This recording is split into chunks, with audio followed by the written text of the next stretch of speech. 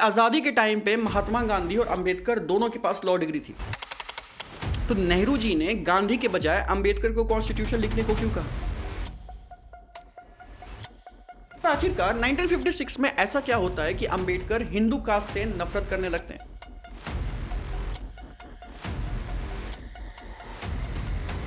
Nineteen 47 में reservation लगभग 12.5% थे और आज 2026 में रिजर्वेशन 70% तक चला गया है।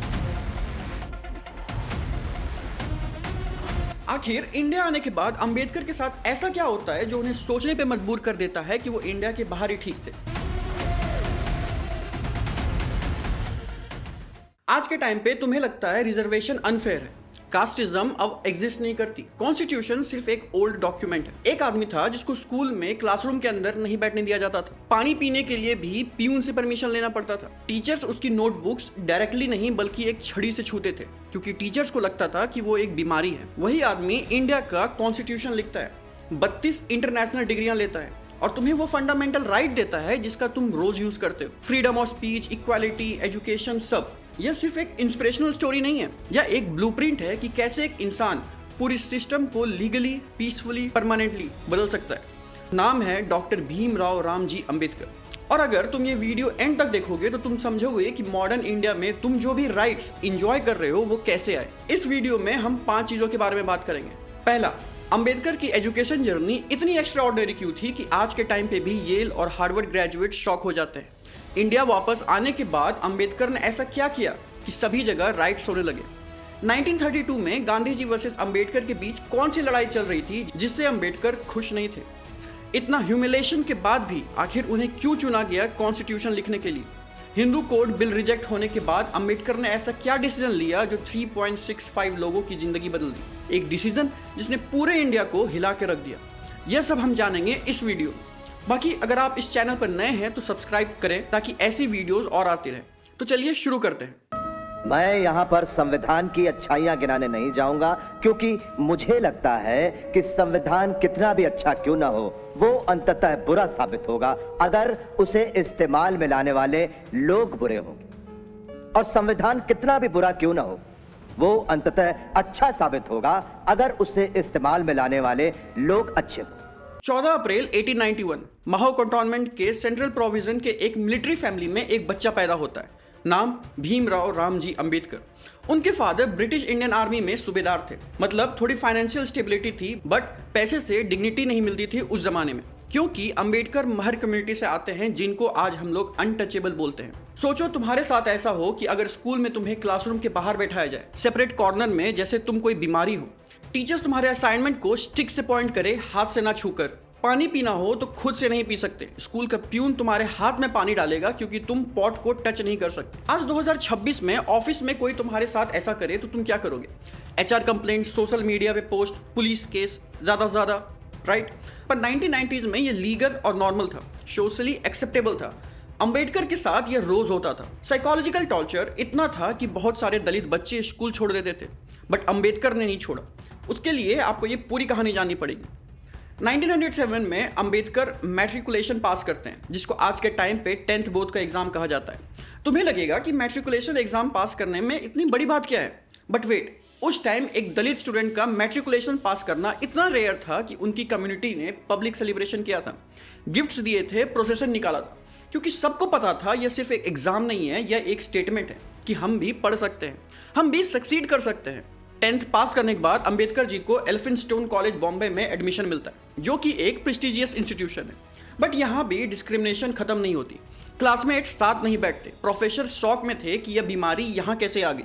लेकिन अंबेडकर का अप्रोच देखो, उन्होंने गुस्से में पढ़ाई नहीं छोड़ी, उन्होंने प्रूव करने के लिए और मेहनत की।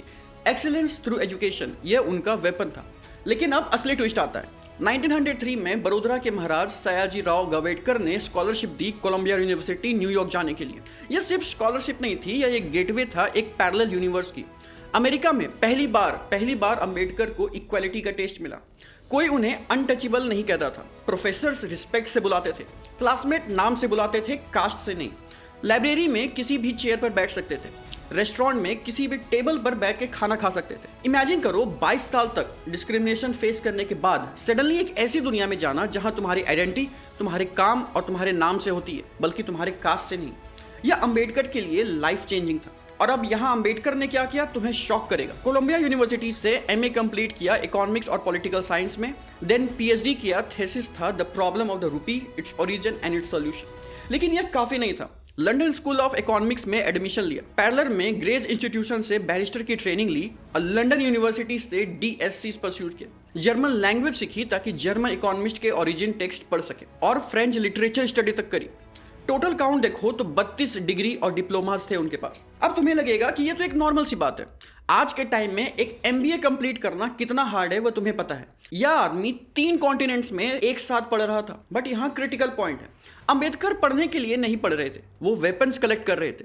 इकोनॉमिक्स पढ़ी ताकि फाइनेंशियल एक्सप्लॉयटेशन को एक्सपोज कर सके, लॉ पढ़ी ताकि लीगल राइट्स स्टैब्लिश कर सके, पॉलिटिकल साइंस स्टडी किया ताकि गवर्नेंस रिस्ट्रक्चर कर सके, सोशियोलॉजी फिलॉसफी सब पढ़ा क्योंकि उन्हें रियलाइज कर लिया था कि इग्नोरेंस से ऑपरेशन चलती है और नॉलेज ही इसका वेपन है। सोचो एक ऐसे आदमी जिसको इंडिया में पानी पीने तक के लिए परमिशन चाहिए, वो दुनिया के टॉप यूनिवर्सिटीज में प्रोफेसर्स को चैलेंज कर रहा है। आखिर इंडिया आने के बाद अंबेडकर के साथ ऐसा क्या होता है जो उन्हें सोचने पे मजबूर कर देता है कि वो इंडिया के बाहर ही ठीक थे। 1923 में जब अंबेडकर इंडिया वापस आते हैं, एजुकेटेड, कॉन्फिडेंट और इंटरनेशनली रिकॉग्नाइज्ड होके, उन्हें लगता है कि लोग उनकी रिस्पेक्ट करेंगे, कोई डिस्क्रिमिनेशन नहीं होगा। बट रियलिटी बहुत ही ज्यादा ब्रूटल थी।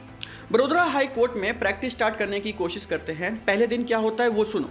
कोई क्लर्क उनके साथ काम नहीं करता, कोई प्यून उन्हें पानी नहीं पिलाता, फाइल्स प्रोसेस नहीं होती हैं क्योंकि वो दलित हैं। इंडिया में रात को होटल नहीं मिला था, लैंडलॉर्ड घर से निकाल दिए थे। एक रात खुले में सोना पड़ा था डॉक्टर अंबेडकर। फिर वो कुछ दिन बाद बॉम्बे शिफ्ट करते हैं। यहाँ थोड़ा बेटर था बट स्ट्रगल कंटिन्यू है। लेकिन यहाँ अंबेडकर ब्रेक नहीं करते, ट्रांसफॉर्म करते। फिर आखिर 1 साल बाद अंबेडकर ऐसा क्या करते हैं जो पूरे इंडिया में दंगे का माहौल बन जाता है। अंबेडकर 1924 में बहिष्कृत हितकारिणी सभा फाउंड करते हैं। यह सभा एक ऑर्गेनाइजेशन नहीं है, एक मूवमेंट है।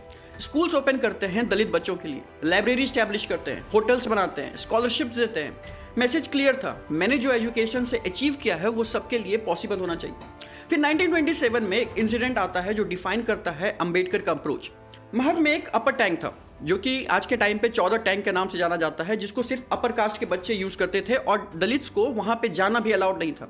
20 मार्च 1927 को अंबेडकर थाउजेंड्स ऑफ फॉलोअर्स के साथ जाते हैं और पब्लिकली पानी पीते हैं। सिर्फ पानी पीना नहीं था, यह एक स्टेटमेंट था कि पब्लिक स्पेस हमारा भी हक है। राइट्स होते हैं, वायलेंस होती है, अपर कास्ट अटैक करते हैं और अंबेडकर पीसफुल रहते हैं क्योंकि उन्हें पता है कि मॉरल हाई ग्राउंड जरूरी है लीगल फाइट जीतने के लिए। और अब पॉलिटिकल बैटलफील्ड पे एंट्री होती है। 1930 में राउंड टेबल कॉन्फ्रेंस लंदन में होता है, अंबेडकर उसमें पार्टिसिपेट करते हैं। यहाँ पे बहुत लोग कंफ्यूज हैं कि गांधी और अंबेडकर दोनों फाइट करते हैं, उनके बीच में क्या कोई राइवलरी थी। सिंपल आंसर यह है कि दोनों का गोल सेम था, दलित अपलिफ्टमेंट, बट अप्रोच एकदम अलग थी। गांधी का विजन था कि कास्ट सिस्टम को इंटरनली रिफॉर्म करो, ग्रेजुअली चेंज आएगा। गांधी का कहना था कि दलित को हरिजन्स गॉड चिल्ड्रंस बुलाओ और सोसाइटी उन्हें एक्सेप्ट करेगी। अंबेडकर का रिस्पॉन्स ब्रूटल ऑनेस्टी थी। कास्ट सिस्टम को रिफॉर्म नहीं किया जा सकता, अबॉलिश करना होगा। और हरिजन्स वर्ड के बारे में उन्होंने कहा कि हम कोई हरिजन्स के बच्चे नहीं हैं, हम सिर्फ नॉर्मल आदमी हैं जो अपने राइट्स मांग रहे हैं। Feel the difference. Gandhi sympathy मांग रहे हैं और अंबेडकर राइट डिमांड कर रहे हैं। 1932 में जब पूना पैक्ट होता है तो अंबेडकर की डिमांड थी कि सेपरेट इलेक्टोरेट फॉर दलित बनाया जाए, मतलब दलित वोटर्स अपने रिप्रेजेंटेटिव्स खुद चूज करेंगे, अपर कास्ट इसमें कोई इंटरफेयर नहीं करेगा। गांधी इसका स्ट्रांगली अपोज करते हैं। उन्होंने कहा कि यह हिंदू सोसाइटी को डिवाइड कर देगा। सितंबर 1932 में Gandhi fast on to death पर बैठ जाते हैं।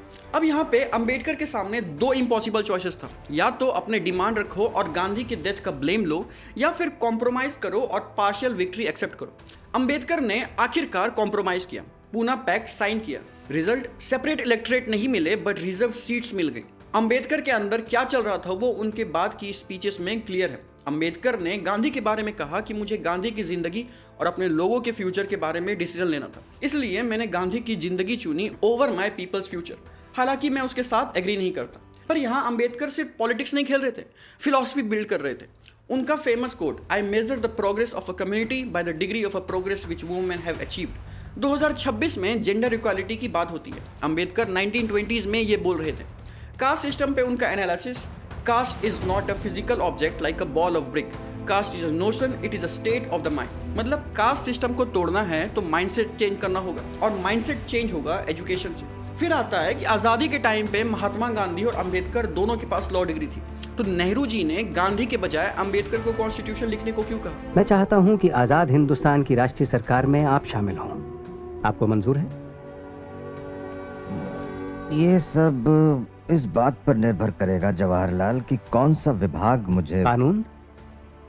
जब 1947 में इंडिया आज़ाद होता है तो एक नया चैलेंज आता है कि कॉन्स्टिट्यूशन कौन बनाएगा। 29 अगस्त 1947 को अंबेडकर को chairman of the drafting committee बनाया जाता है। ये रैंडम डिसीजन नहीं था। Ambedkar was the only person in India जिसके पास ये क्वालिफिकेशन थी। कॉन्स्टिट्यूशनल लॉ में एक्सपर्टीज, इंटरनेशनल गवर्नमेंट्स का डीप नॉलेज, सोशल जस्टिस का lived example, legal drafting skills और सबसे इंपॉर्टेंट मॉरल अथॉरिटी। टास्क इतना बड़ा था कि 2 साल 11 महीने 18 दिन लगे। 114 दिन सेशन चले, 60 कंट्रीज के कॉन्स्टिट्यूशन स्टडी किए गए। American bill of rights, British parliament system, Irish directive principles, French revolutions, ideals, सब कुछ एनालाइज किया गया। लेकिन अंबेडकर ने ब्लाइंडली कॉपी नहीं किया, अडेप्ट किया इंडियन कंटेंट के अकॉर्डिंग। अब मैं यहाँ तुम्हें बताता हूँ कि आखिरकार अंबेडकर ने ऐसा क्या किया कॉन्स्टिट्यूशन में जिसका फायदा तुम आज तक उठाते हो।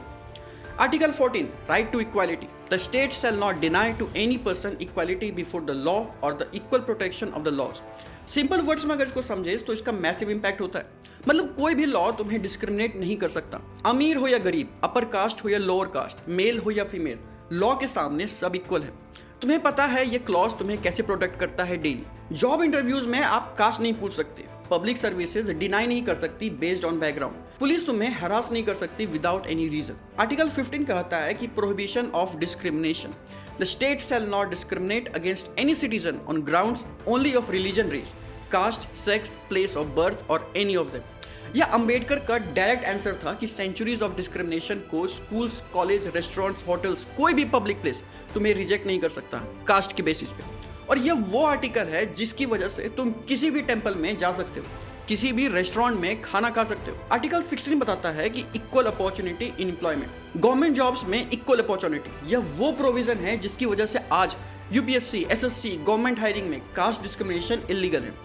फिर आता है आर्टिकल 17, एबॉलिशन ऑफ अनटचेबिलिटी। यह अंबेडकर का पर्सनल रिवेंज था लीगल तरीके से। Untouchability is abolished and it's practised in any form is forbidden. एक लाइन और सेंचुरीज ऑफ ऑपरेशन लीगली खत्म हो गए। इमेजिन करो जिस आदमी को खुद अनटचेबल बुलाया गया हो, उसने ये वर्ड को कॉन्स्टिट्यूशन में इलीगल कह दिया। 26 नवंबर 1949 को कॉन्स्टिट्यूशन अडॉप्ट होता है। अंबेडकर अपनी फाइनल स्पीच देते हैं कॉन्स्टिट्यूशन असेंबली में। However good a constitution may be, if those who are implementing it are not good, it will prove to be bad. However bad a constitution may be, if those implementing it good, it will prove to be good. यह सिर्फ formality नहीं थी, यह एक warning थी। Constitution perfect document दे दिया, but उसको protect करना, इंप्लीमेंट करना वो फ्यूचर जनरेशन की रिस्पॉन्सिबिलिटीज थी। और 2026 में देखो कितनी बार कॉन्स्टिट्यूशन को चैलेंज किया जाता है, अमेंड किया जाता है, इंटरप्रेट किया जाता है। अंबेडकर ने फाउंडेशन रख दी थी और बिल्डिंग कंस्ट्रक्ट करना वो हमारा काम है। लेकिन अंबेडकर यहाँ रुक नहीं गए। 1951 में वो इंट्रोड्यूस करते हैं हिंदू कोड बिल। वुमेन्स को प्रॉपर्टी राइट्स, डाइवोर्स को लीगलाइज करना, इंटरकास्ट मैरिज को प्रमोट करना। आज 2026 में यह बेसिक लगता है, बट 1951 में यह रेडिकल था। कंजर्वेटिव ऑपरेशंस इतना स्ट्रांग था कि पार्लियामेंट में बिल पास नहीं हो पाया। अंबेडकर फ्रस्ट्रेटेड हो गए। उन्होंने कहा, I have done my best and I can not do more. सितंबर 1951 में उन्होंने लॉ मिनिस्टर के पोस्ट से रिजाइन कर दिया, यह कहकर कि वो पावर नहीं प्रिंसिपल चाहते हैं। अगर कॉम्प्रोमाइज करना पड़े वैल्यूज पे तो पोजीशन ही छोड़ दो। यह एक लीडरशिप की क्वालिटी है। पर आखिरकार 1956 में ऐसा क्या होता है कि अंबेडकर हिंदू कास्ट से नफरत करने लगते हैं। 14 अक्टूबर 1956 नागपुर में दीक्षा भूमि करके एक जगह है जहां डॉक्टर अंबेडकर और अप्रॉक्सीमेटली 3.65 लाख फॉलोवर बुद्धिज्म में कन्वर्ट हो जाते हैं। यह इंडिया की लार्जेस्ट मास कन्वर्जन थी। But why Buddhism? Ambedkar explain करते हैं कि religion is for man and not man for religion.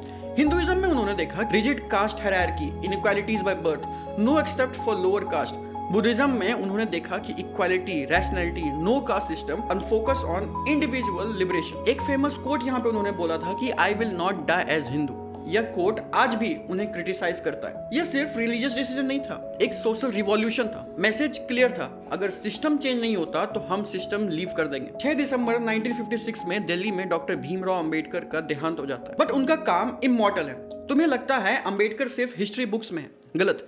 यह देखो, जब तुम किसी भी कॉलेज में एडमिशन लेते हो, अंबेडकर का आर्टिकल 15 तुम्हें प्रोटेक्ट करता है कि कास्ट डिस्क्रिमिनेशन नहीं हो। जब तुम यूपीएससी या फिर गवर्नमेंट एग्जाम के लिए अप्लाई करते हो तो आर्टिकल 16 इंश्योर करता है कि इक्वल अपॉर्चुनिटीज मिले सबको। जब हम फंडामेंटल राइट्स इन्वोक करते हैं कोर्ट में, अंबेडकर की ड्राफ्टिंग तुम्हें जस्टिस दिलाती है। जब तुम सोशल मीडिया पे फ्रीली अपनी ओपिनियन शेयर करते हो तो article 19 freedom of speech Ambedkar ने ड्राफ्ट किया था।